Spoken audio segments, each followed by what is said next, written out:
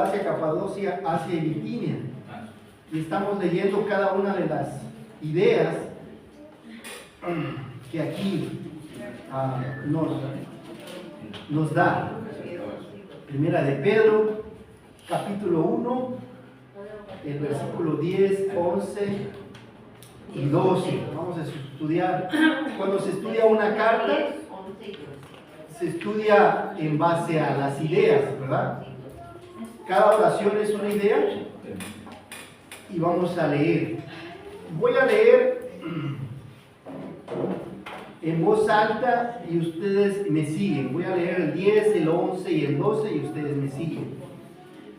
La palabra de Dios dice así: los profetas que profetizaron de la gracia destinada a vosotros inquirieron y diligentemente indagaron acerca de esta salvación, escudriñando qué persona y qué tiempo indicaba el Espíritu de Cristo que estaba en ellos, el cual anunciaba de antemano los sufrimientos de Cristo y las glorias que vendrían tras ellos.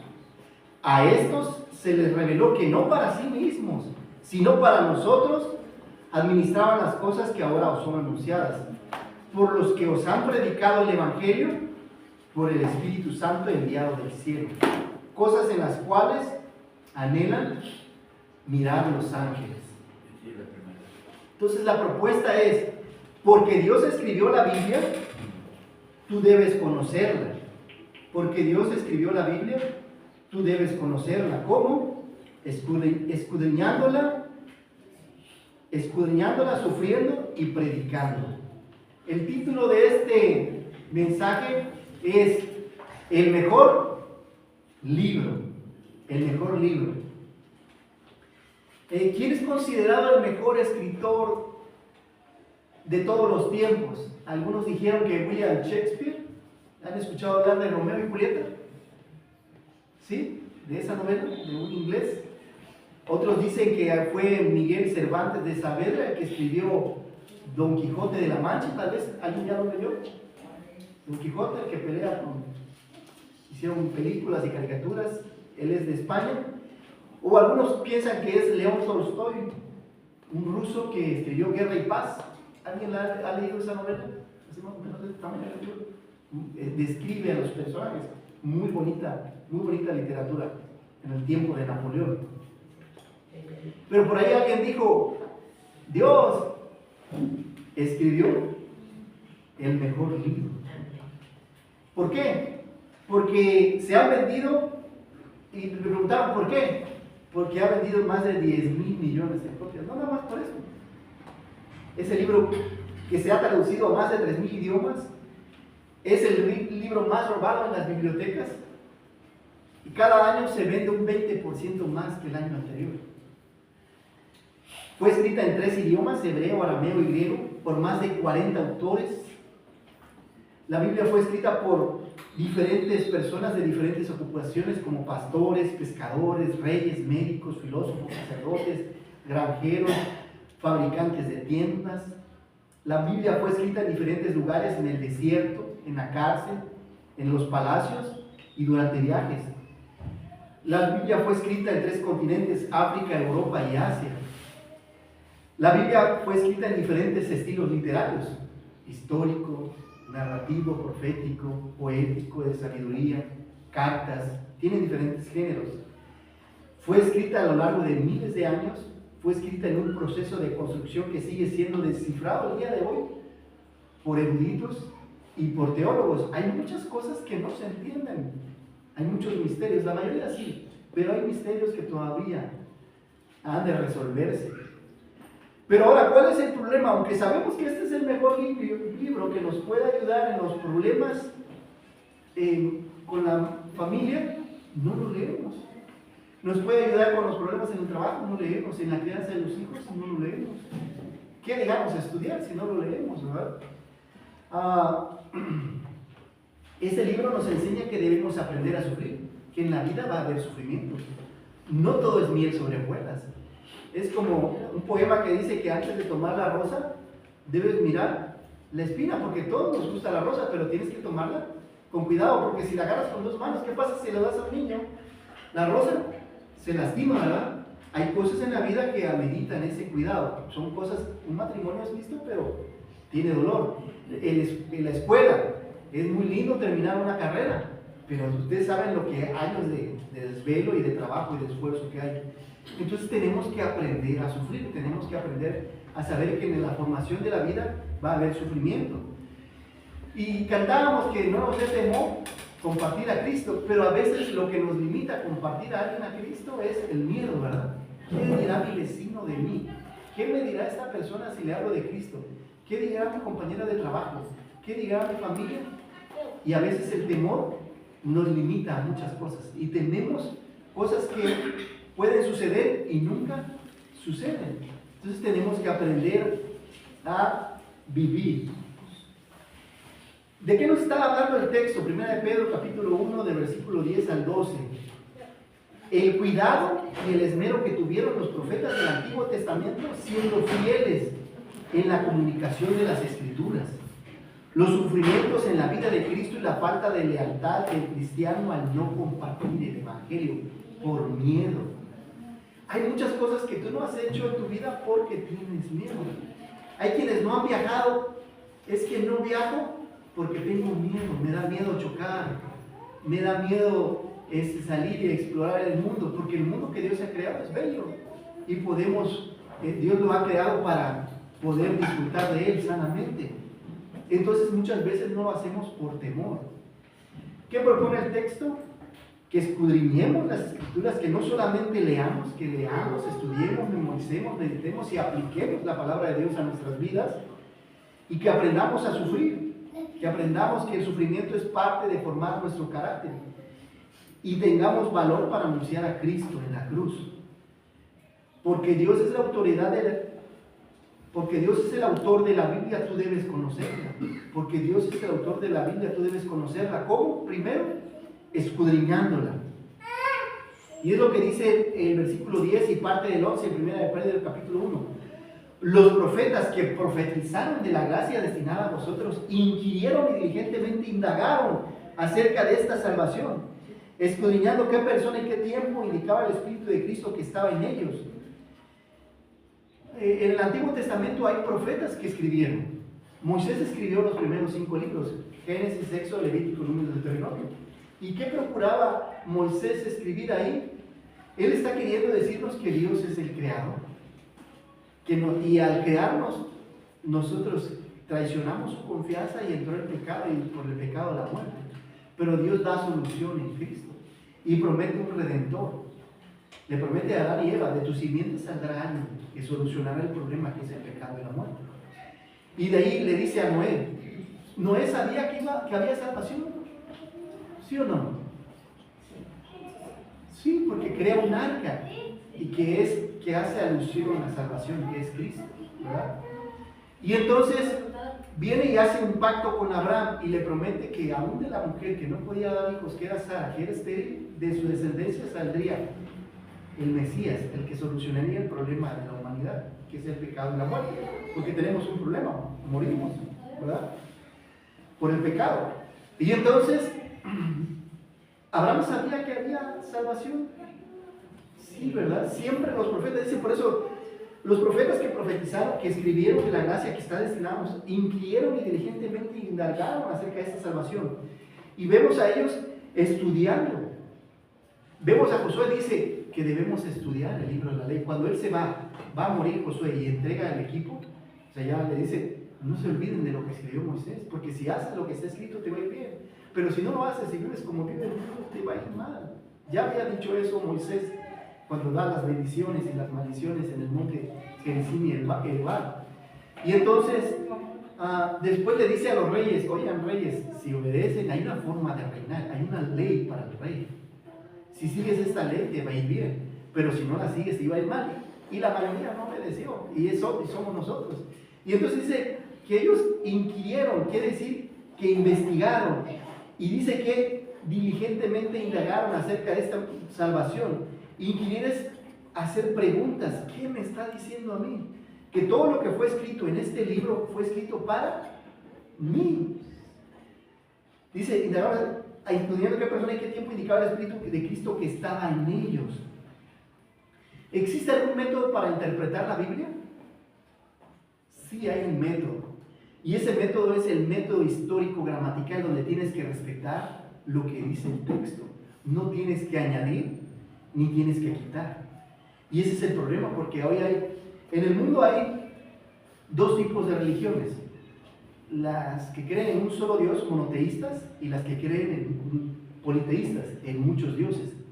Dentro de las monoteístas hay tres, que son las cristianas, la judía y las musulmanas, que creen en un solo Dios. Digamos, los musulmanes creen en Alá. Los judíos creen en Jehová, pero no creen en Cristo como Mesías. Y están los cristianos. Pero dentro de la religión cristiana hay miles de denominaciones. Adventistas, pentecostales, bautistas, católicos, bueno, y son miles. Pero ¿por qué existen miles de denominaciones? Porque han interpretado gramaticalmente la Biblia. Tú tienes que respetar lo que dice el texto. En la gran mayoría, hay unas cosas que son proféticas y tienes que interpretarlas, pero la gran mayoría está así como está escrito, es lo que quiere decir. Cuando dice: hijos, obedeced al Señor a vuestros padres, ¿qué quiere decir? Está sugiriendo, es un mandamiento. Y padres, no provoquéis a ir a vuestros hijos, sino trátalos con amor y disciplina, justamente. Dale lo necesario, pero también disciplínalos. Ahora, ¿quiénes usaban este método? Cuando tú estudias las Escrituras, ves que los profetas, ves a Daniel estudiando el libro de Moisés, ves a los hijos de Dios estudiando los libros que se habían escrito, ves a Daniel cuando se cumplen los 70 años de estar en el exilio allá en Babilonia, que los había llevado Dios esclavos porque se habían portado mal, porque habían andado adorando dioses, porque andaban haciendo las cosas en contra de la voluntad de Dios. Y Daniel, vemos a Daniel capítulo 9 estudiando las Escrituras, y está estudiando el Deuteronomio, está estudiando el libro de los Reyes y la Crónica de los Reyes, y está estudiando otros libros, Jeremías, y dice él estudiando los libros porque los profetas estudiaban. O sea, Dios no escribió su palabra para que la tengamos arrumbada en el piso o en la almohada, o dejamos la Biblia aquí, cuidamos la iglesia. La iglesia no necesita ser cuidada, hermano. No deje usted su Biblia aquí, por favor. Dios escribió este libro para que lo estudiemos. Por eso debemos escudriñarlo. No más es leer, es estudiar, memorizar, meditar y poner en práctica las sugerencias que están escritas en este libro. Y después vemos a Jesús. Jesús usaba el Antiguo Testamento cuando él hablaba, cuando él predicaba. ¿Sí o no? Dice, los profetas dijeron esto, Moisés dijo esto, Moisés enseñó. Cuando en Lucas 20, cuando habla sobre la resurrección, que los saduceos no creían en la resurrección, les dice, Moisés escribió: yo soy el Dios de Abraham, Dios de Isaac y Dios de Jacob. Dios es un Dios de vivo, no un Dios de muertos. Y los fariseos dicen: sí, es cierto, estaban de acuerdo los fariseos, porque fariseos creían en la resurrección, saduceos no. Pero entonces Jesús conocía el Antiguo Testamento. Y de ahí te vas un poquito más adelante, los profetas. Los apóstoles como Pablo, Pedro, usaban las Escrituras del Antiguo Testamento. ¿Conocía Pablo y Pedro el Antiguo Testamento? Sí, ¿verdad? Vemos aquí a Pedro que está diciendo: los profetas que antes profetizaron para nosotros escribieron. Ellos administraron y cuidaron diligentemente los libros, pero para nosotros, para que nosotros entendiésemos quién es el Mesías, que es Cristo. Y ahora entonces, una iglesia que profesa hoy ser la iglesia de Cristo debe seguir este método gramatical: respetar lo que está escrito, no añadir ni quitar. Por eso hay los testigos de Jehová, los falsos testigos de Jehová. ¿Qué es lo que dicen? Que Jesucristo no es Dios. Pero Dios dice: yo soy. Cuando se acerca a Moisés en el monte y le dice: yo soy el que soy. Esa palabra yo soy, el Dios que vivió, que vive y que vivirá por siempre, el Dios. Y entonces estudiamos el año pasado todo el Evangelio de Juan, los 21 capítulos. ¿Qué está diciendo Jesús? Yo soy el buen pastor, yo soy el camino, yo soy la vida, yo soy la verdad, yo soy la resurrección, yo soy la puerta. ¿Y qué está diciendo Jesús? Yo soy Dios. Eso es lo que estaba enseñando Jesús. Porque el Evangelio de Juan fue escrita para todo el mundo, pero le está enseñando a los judíos: yo soy Dios. Y de ahí te vas a Romanos 9:5, donde dice, en conclusión, dice que Cristo es Dios. Entonces lo enseñó Moisés, lo enseñó Jesús, lo enseñaron los apóstoles, y una iglesia cristiana hoy tiene que enseñar que Jesucristo es Dios. Y una iglesia que no es cristiana va a enseñar que Cristo no es Dios. Por eso les llamo los falsos testigos de Jehová, porque no es una iglesia. Y tú tienes que tener cuidado por si el día de mañana te invitan a cualquier iglesia, porque pues puedes adquirir ese tipo de falsas enseñanzas, por poner solamente un ejemplo. Y una iglesia verdadera enseña que Cristo es Dios. Amén. Ahora, ¿cómo interpretar las escrituras?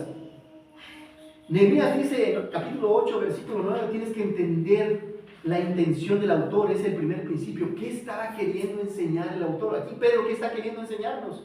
Que valores las escrituras, porque fueron escritas para ti, para que tu vida sea más sencilla. Nehemías dice en 8:8, dice, y leían el libro de la ley, todo el pueblo leía el libro de la ley de Dios claramente y ponían el sentido de modo que entendiesen la lectura. Entonces tienes que entender lo que estás leyendo, no inventar lo que estás leyendo. Y dice que todos los sacerdotes que hacían entender al pueblo, y Dios santo, y el pueblo se entristecía y lloraba, porque todo el pueblo entendía lo que estaba leyendo. Dice, nosotros fuimos llevados esclavos a Babilonia y a Siria porque estuvimos en contra de lo que estaba escrito en este libro. Y entonces Dios permite que tengas este libro para que lo leas y vivas tu matrimonio, la crianza de los hijos, el trabajo, la iglesia. La vida no se lleva como tú crees que se deba llevar, es como Dios la ha diseñado, porque Él nos ha creado. Es lo primero que tienes que entender, cuál es la intención del autor. Después tienes que entender el significado de las palabras y la aplicación. ¿Cómo pongo en práctica el libro? Porque no nos vamos a llenar de teoría. Todos los libros de la Biblia tienen una teoría y una práctica. Es decir, vemos en Efesios capítulo 1, 2 y 3 la teoría. Y de ahí te dice cómo tienes que hacer. ¿Ves 4, 5 y 6? Te dice que es la iglesia 1, 2 y 3. Cristo murió en la cruz por nuestros pecados y nosotros somos su iglesia. Pero 4, 5 y 6 te dice cómo debes andar. Como dice, no bebáis con vino en el cual hay disolución, amando a vuestras mujeres, respetándolos, sujetándote a tus jefes. Y entonces te dice cómo vivir una vida práctica. No todo es teoría. Tenemos que poner en práctica lo que aprendemos. Porque las cosas que se escribieron antes, dice Pablo en Romanos, para nuestra enseñanza, se escribieron a fin de que por la paciencia y la consolación de las escrituras tengamos esperanza. Hay esperanza, te puedes consolar en cualquier problema que tengas en la vida, enfermedad, prueba, tentación, circunstancia, miedo, depresión. La escritura es tu consuelo. Pero el cristiano, ¿qué hace? Véngase la primera serie de Netflix, ¿no? Premium, y bueno, todo YouTube, te sabes todo lo que está de moda, pero de la Biblia no sabes nada. Y ese es el problema, ahí no hay consuelo, ahí hay distracción. Hay las mismas novelas que a veces la gente está viendo, porque el mexicano es muy de novelas, se preocupa, ¿no? Está preocupado, ¿qué le va a pasar a Juan Carlos en la novela de Televisa? ¿No? Y mañana la voy a ver. Y empiezan a ver la de las 7, porque pues, me acuerdo que veía a mis abuelos, empezaba la primera novela como a las 7 y terminaba como a las 10, eran 3, 4 horas viendo novelas. Pero digo, pero mis abuelos no fueron creyentes, ¿verdad? Pero tú eres creyente, todas esas horas que inviertes en la tele, en el celular, pues dedícale algo de tiempo a la palabra de Dios. Colosenses dice 4:16, cuando esta carta haya sido leída entre vosotros, haced también que se lea en la iglesia de los laodicenses y que la de la Odisea sea leída también. Entonces, todas las cartas o los libros, el propósito es que se lean y se vivan, ¿verdad? Los consejos que Pablo manda a las iglesias es para solucionar problemas. Entonces, ¿quién no tiene problemas en este mundo o en esta vida? Todos tenemos problemas en diferentes áreas y en las diferentes áreas de edades que tenemos, niños, jóvenes, adultos, ancianos, y para eso tenemos este libro, para solucionarlos. Y hay diferentes tipos de receptores, como les hablaba. Hay quienes, cuando escuchan algo, lo entienden bien. Esa es una. Hay quienes entienden bien lo que se está enseñando. ¿Qué tengo que hacer con este libro? Escudriñarlo, ¿verdad? Hay quienes más o menos, algunos van a decir, creo que tenemos que leerlo. Algunos medio entienden, necesitan un poquito de ayuda. Y hay otros que ponen su propio criterio. Creo que los que tienen que escudriñar las escrituras son solamente los pastores. Y entonces, tú puedes entender bien el mensaje que tú tienes que escudriñar. Y escudriñar es eso, es investigar y hacerle preguntas a lo que estás leyendo. Es investigar, es indagar. No solamente es leer ni estudiar, es algo más profundo de esa palabra, escudriñar, interpretar. ¿Qué está queriendo decirme Pedro en estos versículos 10, 11 y 12? Y hay quienes le van a dar un significado a su manera. Habló sobre amor y respeto y dice que mi mujer tiene que respetarme. Y es lo que aprendió, lo que debió haber aprendido la otra persona. No aprendió lo que debió haber aprendido él. Hay quienes aprenden mal. Espero que seas un buen receptor. Y es lo mismo. Aprende exactamente lo que el texto te está diciendo. Y utilizar diferentes textos que apoyen la misma idea. En el Nuevo Testamento, por cada 10 versículos, uno es del Antiguo Testamento. Escucha, de la mitad de la Biblia del Nuevo Testamento, todo lo que se escribió en el Nuevo Testamento, de cada 10 versículos, uno hace referencia al Antiguo. ¿Será importante entonces el Antiguo Testamento? Leer y estudiar y entender. Sí, es muy importante para poder entender el Nuevo Testamento. Entonces tienes que aprender a trabajar con dos textos. Con el texto que aquí Pedro nos está enseñando, que está en 1 de Pedro de 10, 11 y 12, pero también él está haciendo alusión a todo el Antiguo Testamento. Y tenemos que estudiarlo y entenderlo. Y entender que todo está relacionado. No sé si te acuerdas que las luces de Navidad que acabamos de quitar, cuando tú quitabas un foquito, ¿qué le pasaba a toda la serie? ¿Se acuerdan? Y es lo mismo con la palabra de Dios. Cuando tú no entiendes algunos conceptos, se oscurece el resto. Tenemos que entender ampliamente lo que Dios quiere de nuestras vidas. Y entonces, ¿qué es lo que nos está pidiendo? Que leamos, que estudiemos, que memoricemos, que meditemos en su palabra y que la pongamos en práctica.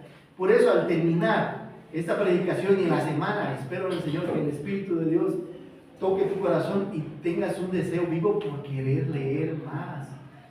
Un versículo, hay quienes memorizan un versículo diario, está bien. Leen un capítulo diario, leen una hora diaria. Otros libros seculares, de preferencia desea como niños recién nacidos la leche espiritual no adulterada, para que por ella crezcáis para salvación. De preferencia el libro, es lo mejor que puedes. Pero estamos viendo en la familia cristiana algunos libros de cómo llevar la familia.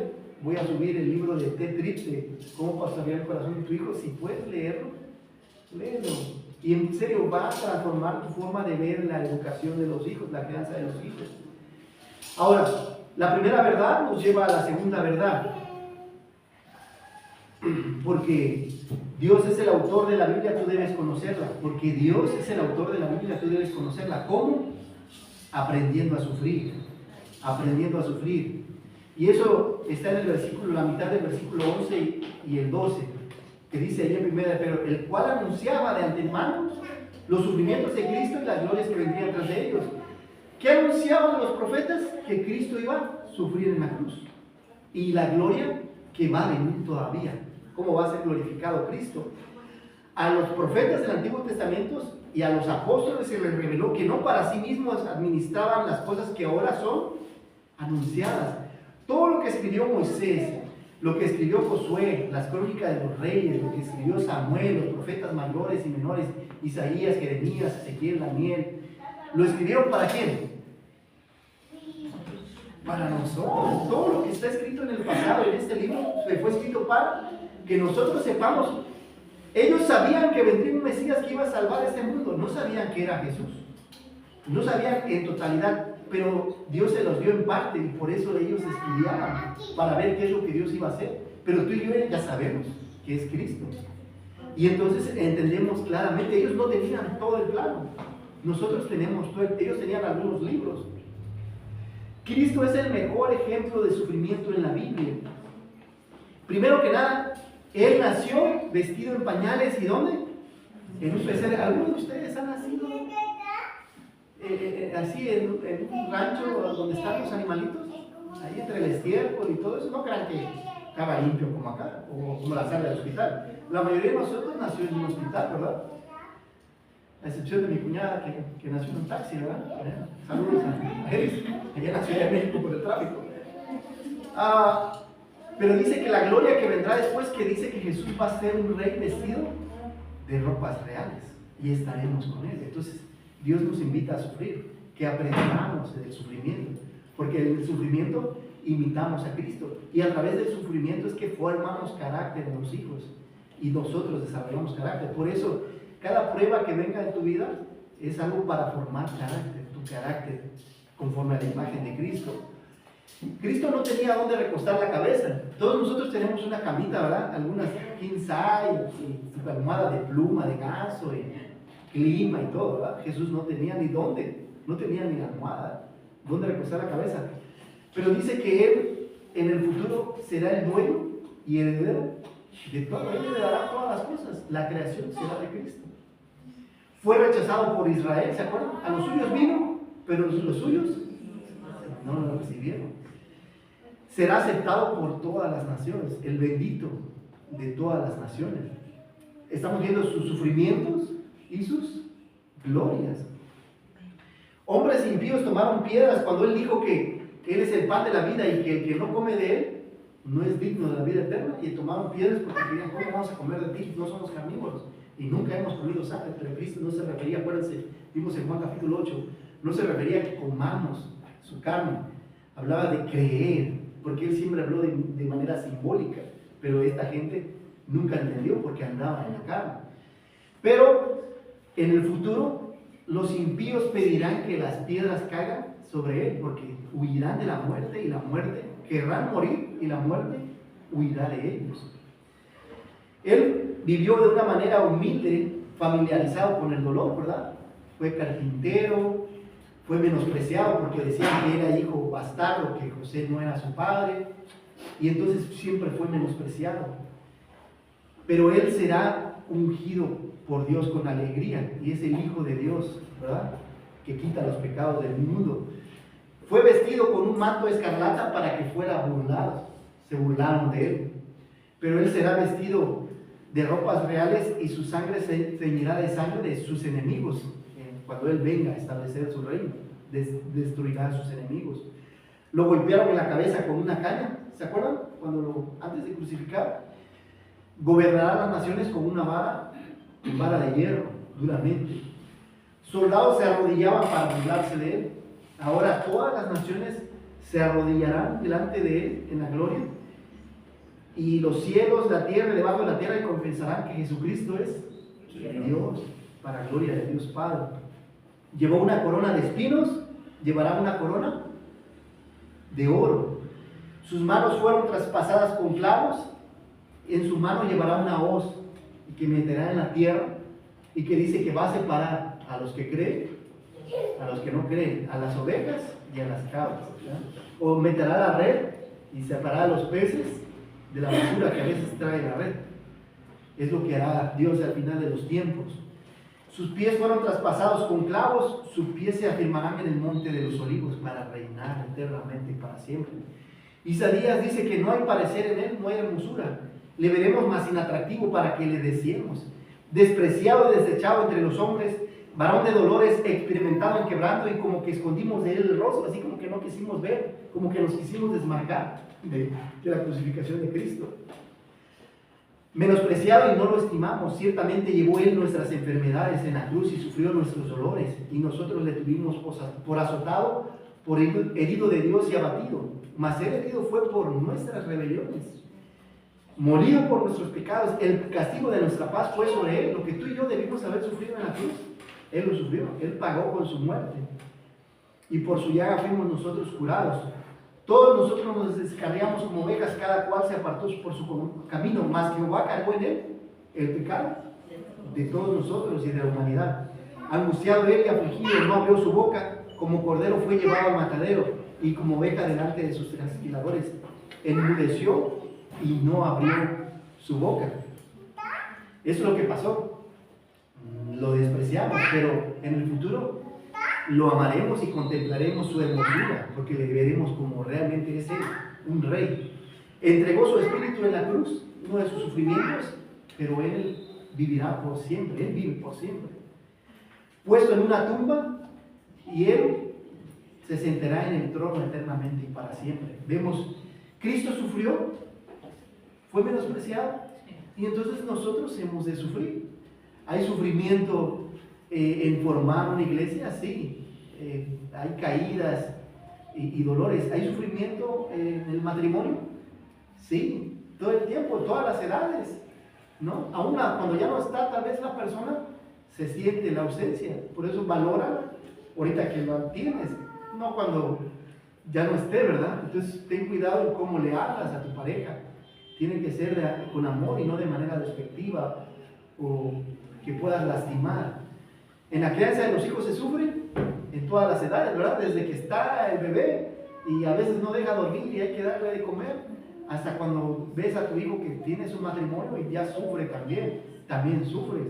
Y en la crianza de tus nietos también se sufre. En el trabajo, ¿será que es difícil soportar a veces a los jefes difíciles, a los compañeros, a los clientes? Sí, ¿verdad? Dices tú. Pero bueno, entonces tenemos que aprender a sufrir en todo momento. La segunda verdad nos lleva a la tercera verdad. Porque Dios es el autor de la Biblia, tú debes conocerla. Porque Dios es el autor de la Biblia, tú debes conocerla. ¿Cómo? Compartiéndola otra. Y eso lo vemos en el versículo 12. Por lo que os han predicado el Evangelio por el Espíritu Santo enviado del cielo, cosas en las cuales anhelan mirar los ángeles. ¿Quién compartió el Evangelio contigo? Tal vez fue un familiar, tal vez fue un amigo, algún vecino, algún hermano en la iglesia. Pero dice que por medio de la predicación del Evangelio hemos conocido este libro, ¿verdad? A mí me acuerdo que llegó mi tío José Hernández León, allá en Chiapas, y llegó a la casa, tenía 17 años, y nos compartió una tarde que Cristo murió en la cruz por mis pecados, y si me arrepentía de mis pecados y creía en Él, tendría la salvación. Y recuerdo haber tomado una decisión a mis 17 años, hace 30, un poco más de 30 años, gracias a Dios. Pero alguien tuvo que ir, ¿no? Algunos sí es cierto, con un folleto o la lectura de la palabra, pero la gran mayoría de nosotros, Dios ha enviado a alguien a que comparta con nosotros. Entonces, como decía el canto, lo debes compartir, ¿verdad? Hay una lógica. Sale el sol, las flores al abrirse, pero tú tienes que compartir la palabra de Dios. Para eso Dios nos ha puesto en este barco, para anunciar las buenas nuevas. Ahora, ¿quiénes eran los profetas y los apóstoles? Eran los que predicaban la palabra de Dios, interpretaban la palabra y escribían nuevas palabras. Por eso dice Moisés en Deuteronomio 17, dice, y cuando el rey se sentaba a reinar, entonces escribía para sí un libro y hacía una copia de la ley. Lo escribía, una transcripción, para tener el cuidado de obedecerla y para tener el cuidado de no violar los mandamientos que estaban en esta palabra. Entonces, en aquel entonces no cualquiera tenía acceso a los libros, pero el día de hoy tú tienes acceso. Si tú no tienes una Biblia, ahí tenemos una caja de Biblias, tenemos Nuevos Testamentos, tenemos diferentes libros que te pueden ayudar a crecer. El camino de la felicidad, el camino a Romanos, el camino de la vida. Y entonces material tenemos, solamente necesitas disciplinarte. ¿Ustedes creen que Moisés entendía la salvación en el Mesías? ¿Sí o no? Sabía que había un Mesías, no sabía que era Cristo. Tú y yo podemos ver hacia el pasado y sabemos que es Cristo. Pero Moisés sí sabía. Acuérdense que tenían 7 fiestas que Dios había establecido. Una de ellas era la fiesta de la Pascua. ¿Se acuerdan cuando Dios sacó al pueblo de Egipto y celebraban un cordero que pintaban los muros de la puerta? Y decía que había un cordero que iba a morir porque no muriera el primogénito de la familia. ¿Y apuntaba a quién? A Cristo, el cordero que quita los pecados del mundo. Pues él sí sabía que había un Mesías, un redentor, un profeta, un rey, un varón que Dios iba a levantar, pero no sabía quién era. Estaban los panes sin levaduras, el hombre sin pecado. Cristo no cometió pecado. pero por nosotros, por nuestros pecados, Él pagó en la cruz por nuestros pecados. Era la segunda fiesta, a la semana siguiente. Y de ahí estaban las primicias, que cuando se recogían las cosechas y recogías los primeros frutos, Cristo es la primicia de la resurrección, ¿verdad? Y Cristo resucitó, nosotros hemos de resucitar, creemos en la resurrección. Pentecostés, también que vemos la salvación que Dios da, las trompetas que van a ser anunciadas, que hay salvación, el perdón de la expiación, que todo el pueblo se reunía delante de una vez al año y Dios perdonaba el pecado de todo el pueblo. Cristo es que en su sangre somos perdonados, y el sacerdote rociaba la sangre sobre el pueblo del macho cabrío que habría de sacrificar. Y entonces acuérdense que dice para obediencia y para ser rociados con la sangre, para ser perdonados y limpiados de nuestros pecados. A eso se refiere Pedro en el capítulo 1. Y vemos la fiesta de los tabernáculos, que Dios moró en el desierto con el pueblo de Israel y hoy mora en el corazón de cada creyente. Entonces Moisés sí sabía que había una salvación, no sabía cómo. Dice, a ellos se les anunció, no veían, pero lo administraban para que nosotros entendamos. Pero no nos interesa, la gran mayoría no le interesa la palabra de Dios. ¿Qué dice Josué 1:8? Nunca se apartará de tu boca, sino que de día y de noche, para que guardes y hagas conforme a todo lo que en él está, todo lo que en él está escrito, porque entonces harás prosperar tu camino. Pues, ¿quieres que te vaya bien? Medita en esta palabra. Ese es el principio del éxito. Ese es el principio del éxito que Dios te da. ¿Quieres que te vaya bien y todo lo que emprendas se vaya bien? Medita en la palabra de Dios. Eso es lo que Dios quiere. Si tú meditas en mi palabra, yo te garantizo que te va a ir bien en el trabajo, en tu matrimonio, en la iglesia, y todo lo que empieces te voy a hacer prosperar. Si meditas en mi palabra y la pones por práctica, ese es el principio del éxito. Ahora, ¿tú crees que Josué entendía la salvación en el Mesías? No entendía quién era Cristo, pero sí sabía, sí entendía que había una ley que el rey no debía violar, digamos. Había una dentro, decía que él tenía que vivir conforme a la ley, sí entendía que era correcto, por eso escribió Josué 1:8. Pero había una ley, digamos, en el rey, que había tres cosas que el rey no tenía que hacer: tener muchas mujeres, acumular mucho oro y traer caballos, acumular caballos. Ahora, ¿por qué? Porque el rey pudiera querer garantizar su linaje al tener muchas mujeres. ¿Por qué Salomón tuvo muchas mujeres? Porque quería garantizar su linaje con sus propias fuerzas y tuvo muchos hijos. Pero entonces su confianza estaba en los hijos que las mujeres le iban a dar para poder garantizar su linaje, y no en Dios. Y ahí se equivocó Salomón. Acumular mucho oro, y entonces su confianza estaba en ¿qué? ¿En las riquezas o en Dios? Salomón acumuló mucho oro y su confianza estaba en su dinero, no en Dios. Y después mandó a traer muchos caballos de Egipto, que le había prohibido, porque su confianza estaba porque en aquel entonces el arma secreta en el enfrentamiento de dos ejércitos eran los caballos. El que tenía más caballos era el que ganaba. Entonces su confianza estaba en el ejército o en Dios. ¿En quién confiaba Salomón? Él violó esos tres mandamientos. Confiaba en su fuerza militar, confiaba en su dinero y en su poder, y confiaba en su linaje por sí mismo, siendo que es Dios el que debe darte tu confianza.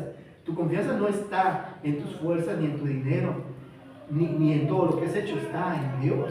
Y si no está en Dios, yo te invito a que esté en Dios.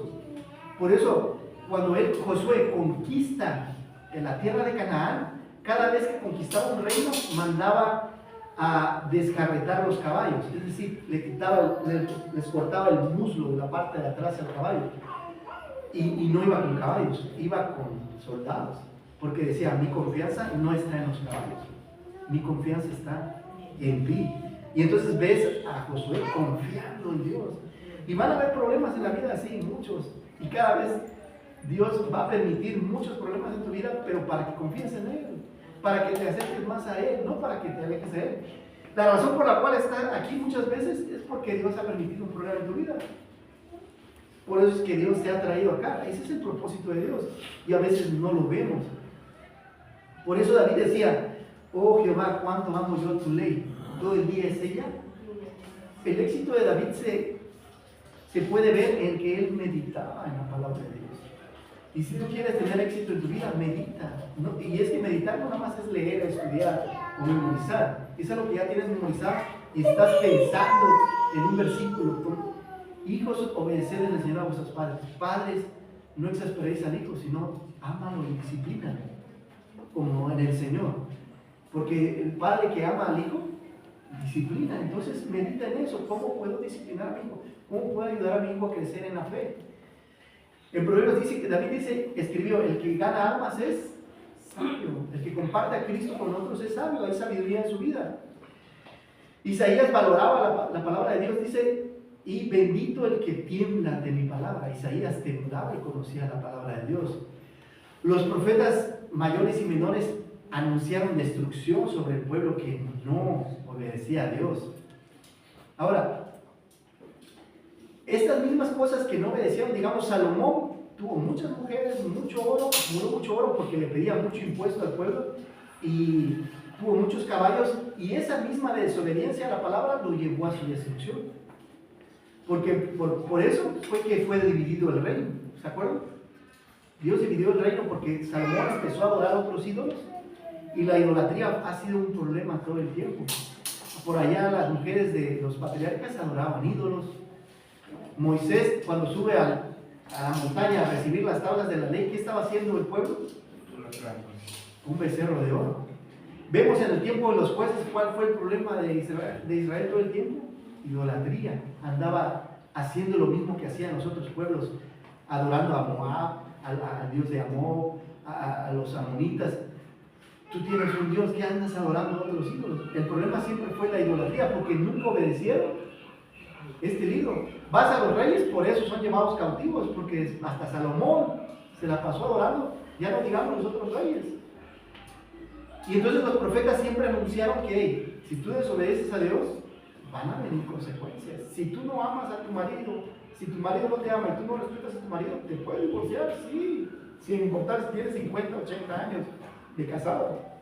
Entonces sería mejor obedecer y conocer la palabra de Dios. Pero también los profetas anunciaron esperanza, ¿no? Anunciaron, Isaías anunció a Cristo, y muchos otros anunciaron la simiente. Aunque yo los castigare, sacaré un remanente o una pequeña ramita de entre la destrucción, yo sacaré a mi pueblo. Y el día de hoy la iglesia permanece amando la palabra de Dios y sirviendo como los profetas y apóstoles al mismo Dios, al que escribió este libro. Por eso tenemos que leerla y conocerla y escudriñarla y aprender a sufrir y aprender a inquirir en la ley. Esdras dice en capítulo 7:10, porque Esdras había preparado su corazón para inquirir la ley de Jehová y para cumplirla y para enseñar en Israel sus estatutos y decretos. Inquirir es investigar, es leer, es hacer preguntas. ¿Hay una bendición por poner en práctica la palabra de Dios? ¿Sí o no? Acuérdense, Deuteronomio capítulo 30. Si tú haces pones en práctica este libro, Dios te va a bendecir. Pero si no, ¿van a venir maldiciones? ¿Van a venir sufrimientos? Sí. Ahora, ¿por qué es tan importante hoy obedecer la Biblia y predicarla?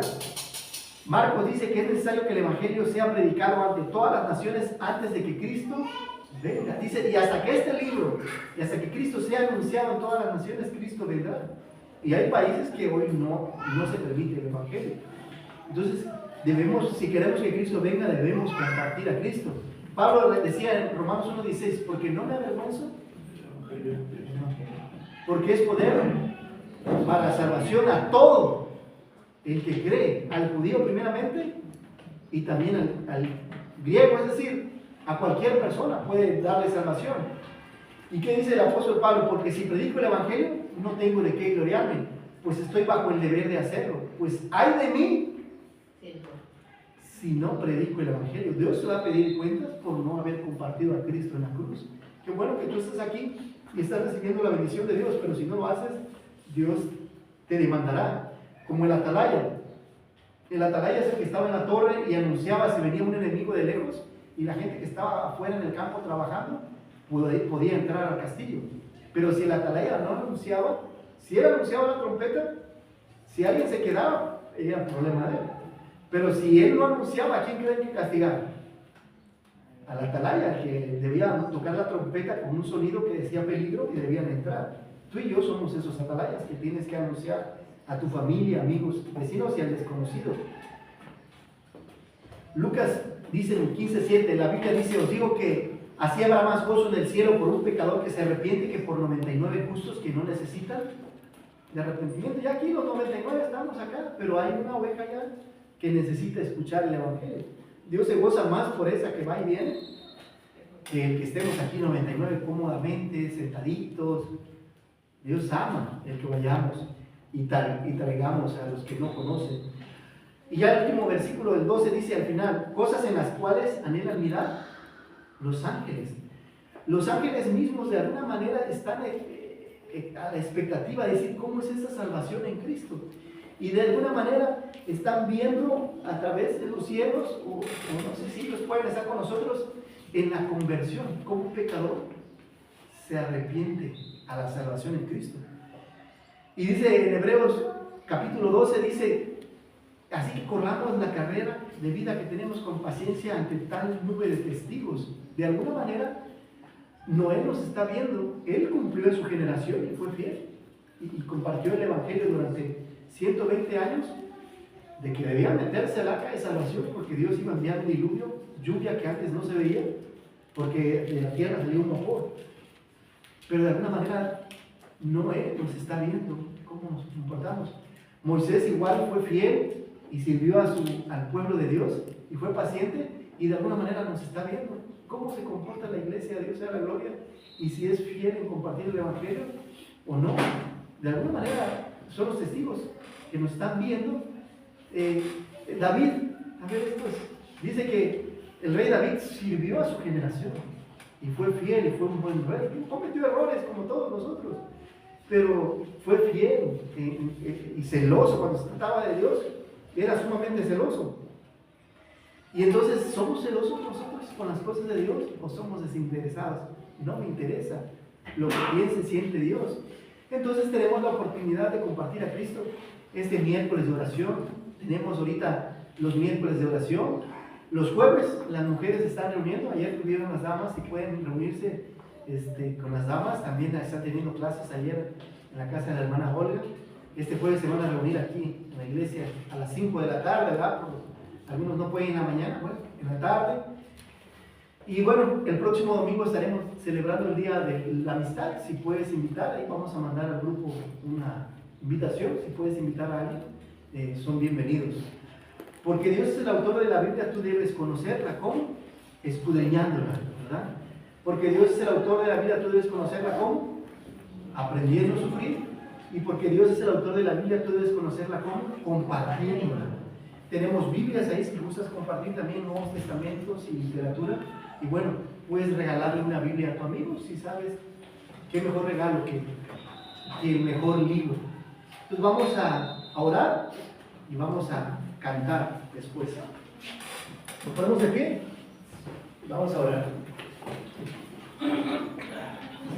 Padre, te agradecemos en esta hermosa mañana por estar juntos. Gracias por el privilegio que nos hace de estar sanos, estar aquí delante de ti, Señor. Bendice, Señor, tu palabra. Ayúdanos a leer este hermoso libro que has escrito para vivir esta vida.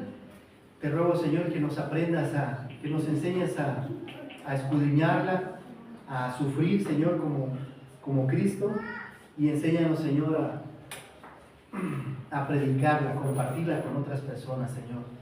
Bendice este tiempo, Señor. Te damos gracias por todas y cada una de tus bendiciones. Bendice a cada uno de mis hermanos, su trabajo, su salud, sus hogares, Señor.